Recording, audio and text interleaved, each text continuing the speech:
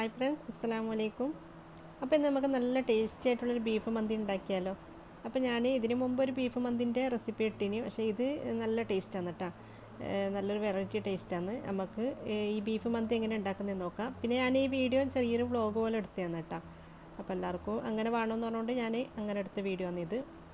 അപ്പോൾ ഞാൻ ബീഫ് വെള്ളത്തിലിട്ടിനി, പിന്നെ അതുപോലെ തന്നെ ഉള്ളിയുടെ മുറിച്ച് വെച്ചിനി, പിന്നെ തക്കാളി എടുക്കുമ്പോൾ നല്ല പഴുത്ത തക്കാളി തന്നെ എടുക്കാൻ നോക്കാം. നമുക്കിത് അരച്ചിട്ട് ഇതിലേക്ക് ഒഴിച്ചു കൊടുക്കണ്ട, അപ്പോൾ നല്ല പഴുത്ത തക്കാളി തന്നെ എടുക്കാൻ നോക്കാം. നമുക്ക് ഇതിന് വേണ്ടുന്ന മസാല ആദ്യം ഒന്ന് ചെറുതായിട്ടൊന്ന് വറുത്തിട്ട് പൊടിച്ചെടുക്കണം. അപ്പോൾ അതിന് വേണ്ടിയിട്ട് ഞാനിതാ കുറച്ച് മസാലയുടെ എടുത്ത് വെച്ചിട്ടുണ്ട്. 1 ടേബിൾ സ്പൂൺ കുരുമുളക്, 1 ടേബിൾ സ്പൂൺ പെരുംജീരകം, പിന്നെ 1 ടീസ്പൂൺ ചെറിയ ജീരകം, പിന്നെ 10 ഏലക്കായ, 15 ഗ്രാമ്പു, പിന്നെ 2-3 കഷ്ണം പട്ട, പിന്നെ ഒരു സ്റ്റാർ ഓണിയൻസ് ഇല്ല, അതൊന്നും മതി കേട്ടോ. പിന്നെ വേണ്ടത് ഇതിലേക്ക് നമുക്ക് ഇട്ട് കൊടുക്കാനുള്ളത് 1.5 ടേബിൾ സ്പൂണ് മുഴുവൻ മല്ലി, അതും ഇതിലേക്ക് ചേർത്തിട്ട് ചെറുതായിട്ടൊന്ന് വറുത്ത് കൊടുക്കാം. നമുക്കിതിലേക്ക് ലാസ്റ്റ് ചേർത്ത് കൊടുക്കേണ്ടത് കായ്മുളകാണ്. ഞാൻ ഇപ്പോൾ ഇട്ട് കൊടുക്കുന്നില്ല കായ്മുളക് പിരിയൻ മുളകില്ല, അതാണ് ഇട്ട് കൊടുക്കേണ്ടത്. അതൊരു 5 എണ്ണം ഇട്ട് കൊടുക്കാം. അത് ചെറുങ്ങനെ ചൂടായി കിട്ടിയാൽ മതി. എന്നിട്ട് ഇതെല്ലാം കൂടിയിട്ട് ചെറുതായിട്ടൊന്ന് ചൂടാക്കിയതിന് ശേഷം നമുക്ക് മിക്സിൻ്റെ ജാറിലിട്ടിട്ടൊന്ന് പൊടിച്ചെടുക്കാം. അപ്പോൾ ഇതാണ് ഇതിൻ്റെ മസാല കേട്ടോ. അപ്പോൾ മസാലയുടെ ചൂടായി വന്നിട്ടുണ്ട്. ഇനി കായ്മുളക് ഇതിലേക്ക് ഇട്ടിട്ട് ചെറുതായിട്ടൊന്ന് വറുത്ത് കൊടുത്താൽ മതി. കായ്മുളക് ഇട്ടിട്ട് കുറേ നേരം ഒന്നും വറുത്ത് കൊടുക്കാൻ നിൽക്കണ്ട, ചെറുതായിട്ടൊന്ന് വറുത്ത് കൊടുക്കാം. നമുക്കിതിൻ്റെ ഫ്ലെയിം ഓഫാക്കിയിട്ട് ഇതവിടെ ഇറക്കി വെക്കാം. ചെറുതായിട്ടൊന്ന് ചൂടാറി കഴിഞ്ഞാൽ മിക്സിൻ്റെ ജാറിലിട്ടിട്ട് പൊടിച്ചെടുത്താൽ മതി കേട്ടോ. ചൂടോടെ അങ്ങ് പൊടിച്ചെടുക്കണ്ട. ഇനി ഇതാ ഞാൻ കുക്കറൊന്ന് അടുപ്പത്തേക്ക് വെക്കുന്നുണ്ട്. എന്നിട്ട് കുക്കർ അടുപ്പത്ത് വെച്ചിട്ട് ഞാൻ ഈ ഇറച്ചി കഴുകിയതിന് ശേഷമാണ് കേട്ടോ ഇത് മസാല ഉണ്ടാക്കാൻ വേണ്ടി തുടങ്ങിയത്. കുക്കർ ചൂടായതിന് ശേഷം നമുക്കിതിലേക്ക് 2 ടേബിൾ സ്പൂൺ ഓയിൽ ഒഴിച്ച് കൊടുക്കുക. അതുപോലെ തന്നെ 2 ടേബിൾ സ്പൂൺ RKG ഒഴിച്ച് കൊടുക്കുക. ഇനി നമുക്കിതിലേക്ക് നമ്മൾ കഴുകി വൃത്തിയാക്കിയിട്ട് വെച്ച ഇറച്ചി ഇതിലേക്ക് ഇട്ടിട്ട് ഒന്ന് ഇളക്കി കൊടുക്കുക കേട്ടോ. പിന്നെ നമ്മൾ കുക്കറിൽ ഇട്ടെടുത്ത പാട് ചെറുതായിട്ടൊന്ന് ഒട്ടിപ്പിടിക്കുക, അതൊന്നും സാരമില്ല. അത് കുറച്ച് കഴിയുമ്പോൾ അങ്ങ് ഇതായി വരും. കണ്ട, ഇതിങ്ങനെ ഒട്ടി എന്നിട്ടാണ് ഉള്ളത്. അത് ഇളക്കിക്കൊണ്ട് വെക്കുമ്പോൾ അങ്ങ് ശരിയായിക്കോളും. നമുക്കിതിലേക്ക് പൊടികൾ ചേർത്ത് കൊടുക്കണം. അപ്പോൾ അതിന് വേണ്ടിയിട്ട് ഞാൻ 1/2 ടീസ്പൂൺ മഞ്ഞൾപ്പൊടി, പിന്നെ നമ്മൾ പൊടിച്ച് വെച്ച മസാല ഇല്ലേ, ഇതിനകത്തുനിന്ന് 1 ടേബിൾ സ്പൂൺ ഇതിലേക്ക് ഇട്ട് കൊടുക്കാം. പിന്നെ ഇതിലേക്ക് 3/4 ടീസ്പൂണ് കാശ്മീരി ചില്ലി പൗഡറും പിന്നെ ആവശ്യത്തിന് ഉപ്പും ചേർത്തിട്ട് നമുക്കിതൊന്ന് ഇളക്കി കൊടുക്കാം. അതിന് ഇതിൽ ലേശം വെള്ളം ഒഴിച്ചിട്ട് നമുക്ക് ഇത് അടച്ച് വെച്ചിട്ട് വേവിച്ചെടുക്കാം കേട്ടോ. അപ്പോൾ അതിൽ കുറച്ച് വെള്ളം ഒഴിച്ച് കൊടുക്കുന്നുണ്ട്. ഞാൻ 1 ഗ്ലാസ് വെള്ളം ഒഴിച്ച് കൊടുക്കുന്നുള്ളൂ, അങ്ങനെ കുറേയൊന്നും ഒഴിച്ച് കൊടുക്കുന്നില്ല. വെള്ളം ഒഴിച്ച് കൊടുത്തതിന് ശേഷം ഇതുപോലെ ഒന്ന് ഇളക്കി കൊടുക്കാം. എന്നെ അടച്ച് വെച്ചിട്ട് നമുക്ക് വേവിച്ചെടുക്കാം. നമുക്ക് ക്യാപ്സിക്കം ഒന്ന് മുറിച്ചെടുക്കണം. അപ്പോൾ ഞാൻ ഒരു ക്യാപ്സിക്കാണ് കേട്ടോ ഇതിനെടുത്തത്. പിന്നെ അതുപോലെ തന്നെ അരി എടുക്കുന്നുണ്ടെങ്കിൽ നിങ്ങൾക്ക് സെല്ലാ റൈസ് എടുക്കാം. പിന്നെ ഞാൻ ബസ്മതിയാണ് എടുത്തത്. ബസ്മതി എടുക്കുന്നതാണെങ്കിൽ അരമണിക്കൂർ വെള്ളത്തിൽ കുതിർത്ത് വെക്കാം. സെല്ലാ റൈസ് ആണെങ്കിൽ 1 മണിക്കൂർ കുതിർത്ത് വെച്ചാലും മതി. പിന്നെ ഇനി സെല്ലാ റൈസ് തന്നെ നിർബന്ധമൊന്നുമില്ല കേട്ടോ. സെല്ലാ റൈസ് തന്നെ വേണം നിർബന്ധമൊന്നുമില്ല. ബസ്മതി അരി കൊണ്ട് വെച്ചാൽ നല്ല ടേസ്റ്റ് തന്നെയാണ്. ഞാൻ ബസ്മതി അരിയാണ് എടുക്കുന്നത്. ഞാനിപ്പോൾ അരിയുടെ കുതിർത്ത് വെച്ചിട്ടുണ്ട്. ഇതിപ്പോൾ അരമണിക്കൂറായിട്ടുണ്ട് കേട്ടോ. ഇനി ഇതൊന്ന് നല്ലോണം കഴുകിയതിന് ശേഷം നമുക്ക് ഇതിൻ്റെ വെള്ളമെല്ലാം ഒന്ന് വാർത്തിയെടുക്കണം. നല്ല ടേസ്റ്റാണ് ഈ ചോറ്. നമ്മൾ ഇറച്ചി ചോറിൽ ഉണ്ടാക്കുന്നില്ല, അതുപോലെയാണ് ഉണ്ടാക്കേണ്ടത്. പിന്നെ ഇതിന് മസാലൻ്റെ ചെറിയൊരു മാറ്റം അത്രയേ ഉള്ളൂ. അപ്പോൾ എന്തായാലും നിങ്ങൾ ട്രൈ ചെയ്ത് നോക്കട്ടെ, നല്ല ടേസ്റ്റാണ്.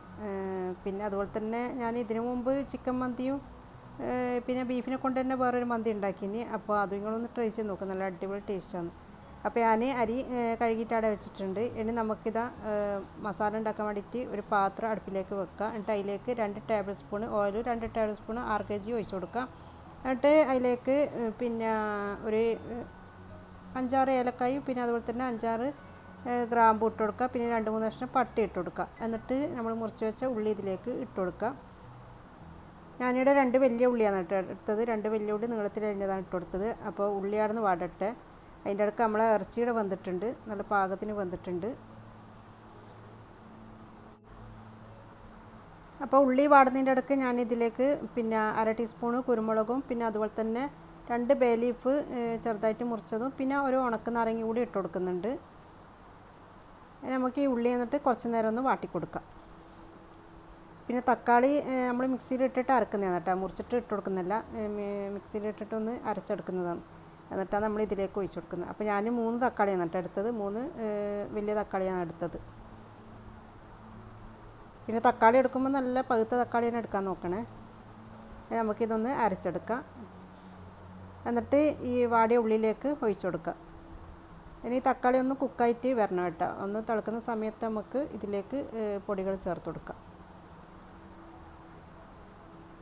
അപ്പോൾ ഇതിവിടെ തിളക്കുന്നുണ്ട്. ഇനി ഇതിലേക്ക് 1/2 ടീസ്പൂണ് മഞ്ഞൾപ്പൊടിയും പിന്നെ അതുപോലെ തന്നെ 1.5 ടേബിൾ സ്പൂണ് നമ്മൾ പൊടിച്ച മസാല ഇല്ല അത് ഇതിലേക്ക് ഇട്ട് കൊടുക്കുക.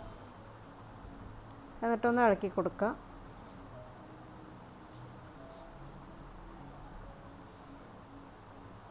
അതിന് നമ്മൾ മുറിച്ച് വെച്ച ക്യാപ്സിക്കം കൂടി ഇതിലേക്ക് ഇട്ട് കൊടുക്കുക. എന്നിട്ട് വീണ്ടും ഒന്ന് ഇളക്കി കൊടുക്കുക. ക്യാപ്സിക്കം ഇട്ട് കൊടുക്കുമ്പോൾ മന്തിക്ക് നല്ല ടേസ്റ്റാണ് കേട്ടോ. അപ്പോൾ നിങ്ങൾ ക്യാപ്സിക്കം ഇട്ട് കൊടുക്കാൻ നോക്കാം. നമുക്കിതിലേക്ക് നമ്മൾ വേവിച്ച് വെച്ച ബീഫ് ഇതിലേക്ക് ചേർത്ത് കൊടുക്കാം. ഇനി നമ്മൾ ഈ മസാലയിലാണ് അരി ഇട്ട് കൊടുക്കുന്നത്. അപ്പോൾ ഇതിലേക്ക് വെള്ളം ഒഴിച്ച് കൊടുക്കണില്ല. അപ്പോൾ ഞാൻ ഇറച്ചി വേവിച്ച കുക്കറിൽ തന്നെ വെള്ളം ഒന്ന് ചൂടാക്കാൻ വേണ്ടിയിട്ട് വെക്കുന്നുണ്ട് കേട്ടോ. തിളച്ച വെള്ളം ഒഴിച്ച് കൊടുക്കാൻ നോക്കാം. അപ്പോൾ 1 ഗ്ലാസ് അരിക്ക് 1.5 ഗ്ലാസിൻ്റെ അളവാണ്. പക്ഷേങ്കിൽ നമ്മൾ ഈ മസാലയിൽ ഗ്രേവി ഉണ്ടോ നോക്കാം. എന്നിട്ട് അതനുസരിച്ചിട്ട് വേണം നമ്മളിതിലേക്ക് വെള്ളം ഒഴിച്ച് കൊടുക്കാൻ കേട്ടോ. ഞാനിപ്പോൾ 3 ഗ്ലാസ് അരിയാണ് എടുത്തത്. 3 ഗ്ലാസ് അരിക്ക് 4 ഗ്ലാസ് വെള്ളമാണ് ഒഴിച്ച് കൊടുക്കേണ്ടത്. പക്ഷേ ഞാൻ 4 ഗ്ലാസ്സാണ് ഇതിലേക്ക് ഒഴിച്ച് കൊടുത്തത്. കുറച്ച് ഗ്രേവി ഉണ്ട്, അതുകൊണ്ട് ഞാൻ 4 ഗ്ലാസ്സാണ് ഒഴിച്ച് കൊടുത്തത്. ഞാൻ സാധാരണ 3 ഗ്ലാസ് അരിക്ക് 5 ഗ്ലാസ് വെള്ളമാണ് ഒഴിച്ച് കൊടുക്കൽ. പക്ഷേങ്കിൽ ഇതിൽ കുറച്ച് ഗ്രേവി ഉള്ളതുകൊണ്ട് 3 ഗ്ലാസ് വെള്ളമാണ് ഒഴിച്ച് കൊടുത്തത്. എന്നിട്ട് ഉപ്പ് ചെക്ക് ചെയ്യുക. എന്നിട്ട് ഉപ്പ് പോരാന്നുണ്ടെങ്കിൽ ഉപ്പ് ഇട്ട് കൊടുക്കുക കേട്ടോ. ഞാനിപ്പോൾ ഉപ്പ് പോരാത്തതുകൊണ്ടാണ് ഇട്ട് കൊടുത്തത്. എന്നിട്ട് നമ്മൾ കഴുകി വെച്ച അരി ഇതിലേക്ക് ഇട്ടിട്ട് ഒന്ന് ഇളക്കി കൊടുത്തതിന് ശേഷം അടച്ച് വെക്കാം. ഇനി അത് വെള്ളം വറ്റാനാകുന്ന സമയത്ത് നമുക്ക് അതിൻ്റെ മൂടി തുറന്നിട്ടൊന്ന് ഇളക്കി കൊടുക്കുക. ആദ്യം ഹൈ ഫ്ലെയിമിൽ വെക്കാൻ, എന്നിട്ട് വെള്ളം വറ്റാനാകുന്ന സമയത്ത് ചെറിയ തീയിൽ വെച്ച് കൊടുത്താൽ മതി കേട്ടോ. പെട്ടെന്ന് ആയിക്കോളൂ. പിന്നെ അതുപോലെ തന്നെ ഇതാ ഏറ്റവും മടിയുള്ള പണിയാണ് ഈ പാത്രം കയറ്റെടുക്കൽ. ഇനി ഇതാ കുറച്ച് പാത്രം കയറ്റെടുക്കാനുണ്ട്. എന്നിട്ട് ഇടലൊന്ന് തുടച്ച് വൃത്തിയാക്കിയിട്ട് വേണം കുളിക്കാൻ പോകാൻ. ചോറ് ഏകദേശം ആയിനല്ല. ഇനി പിന്നെ അതിൻ്റെ കൂടെ കഴിക്കാൻ വേണ്ടിയിട്ടുള്ള ചട്ടണി ഉണ്ടാക്കണം. അത് ഞാൻ കാണിക്കുന്നില്ല. ഞാൻ 2-3 വീഡിയോയിൽ ഞാൻ കാണിച്ചില്ല കേട്ടോ. അതുകൊണ്ട് ഞാൻ ഇന്നത്തെ വീഡിയോയിൽ കാണിക്കുന്നില്ല.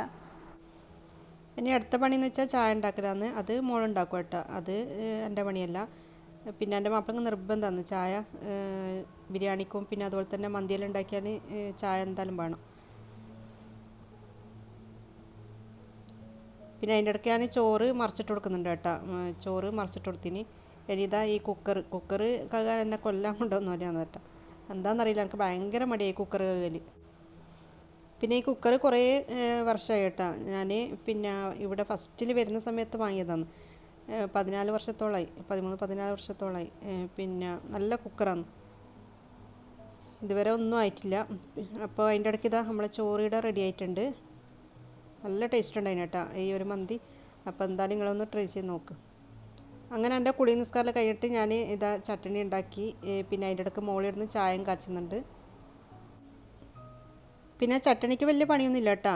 2 തക്കാളിയും പിന്നെ ഒരു പച്ചമുളകും ലേശം മല്ലിച്ചപ്പ് പിന്നെ ഒരല്ലി വെളുത്തുള്ളി ഒരു 1/4 ടീസ്പൂണ് ചെറിയ ജീരകത്തിൻ്റെ പൊടി പിന്നെ ഉപ്പ് ഇട്ടിട്ട് ഒന്ന് അരച്ചെടുക്കാം.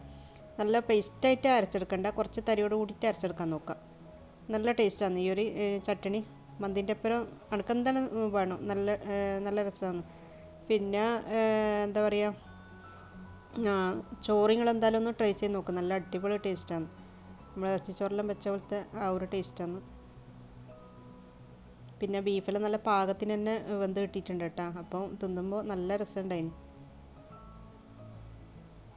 അപ്പോൾ എന്തായാലും ഈ ഒരു മന്തി നിങ്ങൾ ട്രൈ ചെയ്ത് നോക്കുക. എന്നിട്ട് ഫീഡ്ബാക്ക് അറിയിക്കുക. വീഡിയോ ഇഷ്ടമായിട്ടുണ്ടെങ്കിൽ ലൈക്ക് ചെയ്യുക, ഫാമിലി ഫ്രണ്ട്സിനൊക്കെ ഷെയർ ചെയ്യുക. ചാനൽ ആദ്യമായിട്ട് കാണുന്നവരാണെങ്കിൽ ഒന്ന് സബ്സ്ക്രൈബ് ചെയ്യുക. Thank you.